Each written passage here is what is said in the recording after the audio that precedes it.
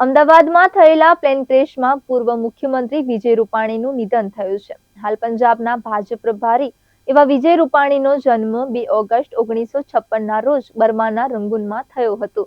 તેઓ જન્મે બર્મીઝ છે, પરંતુ ગુજરાતના રાજકોટમાં આવીને વસતા કર્મે ગુજરાતી બન્યા હતા. 1971થી રાષ્ટ્રીય સ્વયંસેવક સંઘ સાથે જોડાયેલા રૂપાણીએ ભાજપ સંગઠન અને સરકારમાં અલગ-અલગ હોદ્દા પર કામ કર્યું હતું. તેઓ કોર્પોરેટરથી શરૂઆત કરીને મુખ્યમંત્રી પદ સુધી પહોંચ્યા હતા. તો ચાલો જાણીએ તેમના જીવનની ગાથા વિશે. રૂપાણીની દીકરી અને જમાઈ લંડનમાં સીએ છે. પૂર્વ મુખ્યમંત્રી વિજય રૂપાણીની દીકરી રાધિકાના લગ્ન નીતિન મિશ્રા સાથે થયા છે. હાલ રાધિકા અને નીતિન લંડનમાં ચાર્ટર્ડ એકાઉન્ટન્ટ છે. તેમને સંતાનમાં એક દીકરો છે, તેમજ દીકરો ઋષભ મિકેનિકલ એન્જિનિયર છે. એક દીકરાનું 3 વર્ષની ઉંમરે અવસાન થયું હતું. વિજયભાઈના પહેલા દીકરા પૂજિતનું માત્ર 3.5 વર્ષની ઉંમરે મૃત્યુ થયું હતું.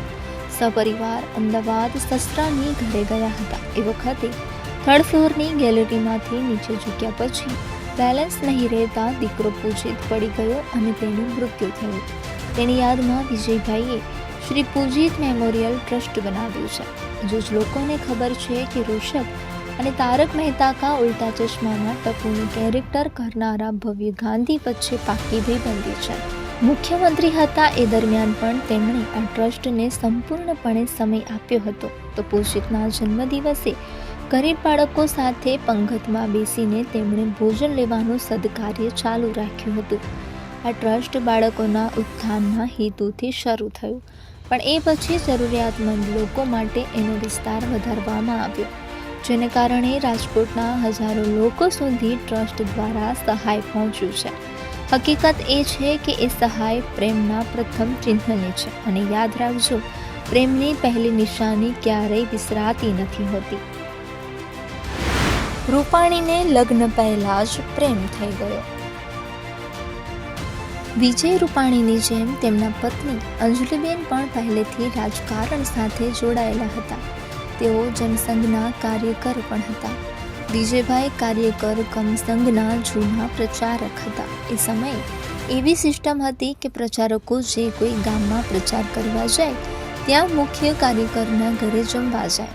વિજયભાઈ અમદાવાદ અવારનવાર પ્રચાર અર્થે જતા. અંજલિબેનના પિતા પણ સંઘના જૂના અને મુખ્ય કાર્યકર હતા. આ વાતને લઈ વિજયભાઈ ત્યાં અનેક વખત જમવા ગયા હતા. આ સમયગાળામાં વિજયભાઈ અને અંજલિબેન વચ્ચે પ્રેમ પાંગર્યો. અંતે વડીલોની સહમતિ અને મંજૂરી લઈ વિધિવત લગ્ન કરી. અંજલિબેન ભાજપ મહિલા પાંખના સભ્ય છે.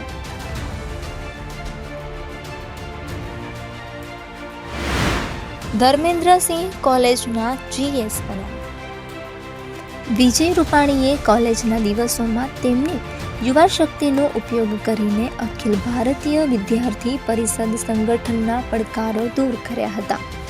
ધર્મેન્દ્રસિંહજી કોલેજમાં નોંધપાત્ર બહુમતી સાથે તેઓ વિદ્યાર્થી સંગઠનના મહામંત્રી તરીકે ચૂંટાઈ આવ્યા હતા. તેઓ આર્થિક રીતે પછાત વર્ગના વિદ્યાર્થીઓના સંઘર્ષનો અવાજ પણ બન્યા હતા. વિદ્યાર્થી કાળ દરમિયાન આર્થિક રીતે પછાત વર્ગના વિદ્યાર્થીઓની ફી દૂર કરવા માટેના વિરોધ પ્રદર્શનોમાં તેમણે આગેવાની કરી હતી. કટોકટી સમયે જેલવાસ ભોગવ્યો.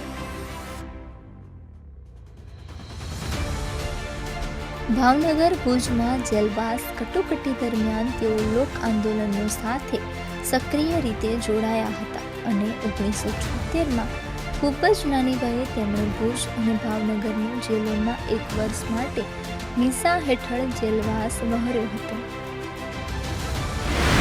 1987માં કોર્પોરેટર બન્યા. 1987માં કોર્પોરેટર બન્યા ત્યારબાદ 1987માં કોર્પોરેટર તરીકે તેમની રાજકીય કારકિર્દી ખૂબ જ ઝડપથી આગળ વધવા લાગી. રાજકોટ શહેરને શ્રેષ્ઠ શહેરમાં રૂપાંતર કરવા માટે તેમણે તેમની રાજકીય કુનેહનો ઉપયોગ કર્યો. રાજકોટ શહેરમાં ભાજપના મહામંત્રી અને રાજકોટ મ્યુનિસિપલ કોર્પોરેશનમાં કોર્પોરેટર તરીકે પણ તેમના કાર્યકાળ દરમિયાન તેમણે તેમની આગવી સૂઝબૂઝનો ઉપયોગ કર્યો હતો. રાજકોટ મ્યુનિસિપલ કોર્પોરેશનમાં સ્ટેન્ડિંગ કમિટીની આગેવાની કરનારા તેઓ સૌથી યુવાન વ્યક્તિ હતા. રૂપાણીની રાજકીય સફર. તેઓ 3 ટર્મ મહામંત્રી, રાજ્યસભા MP, પ્રદેશ પ્રમુખ અને પછી મુખ્યમંત્રી. તેઓ 1988 થી 1995 દરમિયાન રાજકોટ મહાનગરપાલિકામાં સ્ટેન્ડિંગ ચેરમેન અને મેયર રહી ચૂક્યા છે. ગુજરાત પ્રદેશ ભાજપમાં મહત્વની સંગઠનની જવાબદારી સહિત 3 ટર્મ મહામંત્રી રહી ચૂક્યા છે. 2006 ગુજરાત રાજ્ય પ્રવાસન નિગમ, 2006 થી 2012 રાજ્યસભાના સાંસદ, 2013ના અંતમાં થોડો સમય મ્યુનિસિપલ ફાઇનાન્સ બોર્ડના ચેરમેન, સૌરાષ્ટ્ર સ્ટોક એક્સચેન્જના ડાયરેક્ટર પણ રહી ચૂક્યા છે. તેઓ પહેલી વિધાનસભા ચૂંટણી વજુભાઈ વાળા જે બેઠક પર જીતતા આવ્યા હતા અને મોદી સૌપ્રથમ જ્યાંથી ધારાસભ્ય લડ્યા એ સીટ પરથી લડ્યા અને કેબિનેટ મંત્રીનો હોદ્દો મળ્યો હતો, જ્યાં તેમની પાસે પાણી પુરવઠા, શ્રમ અને રોજગાર વાહન વ્યવહાર વિભાગ હતા. બાદમાં ગુજરાત પ્રદેશ ભાજપ પ્રમુખ તરીકે પસંદગી કરવામાં આવી હતી.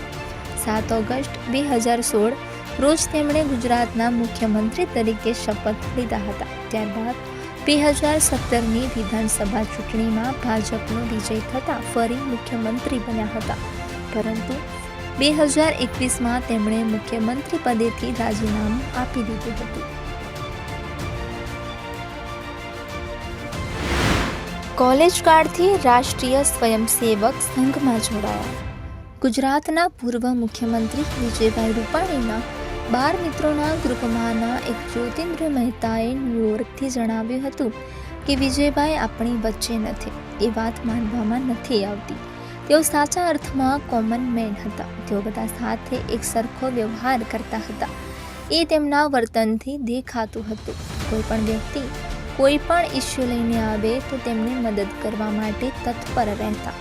કોલેજ કાળથી રાષ્ટ્રીય સ્વયંસેવક સંઘમાં તેઓ જોડાયા અને તેમનામાં સંસ્કારનું સિંચન થયું. તેને કારણે તેઓ હંમેશા દરેકને મદદરૂપ થતા. 11 મહિનાનો જેલવાસ અમે સાથે ભોગવ્યો છે.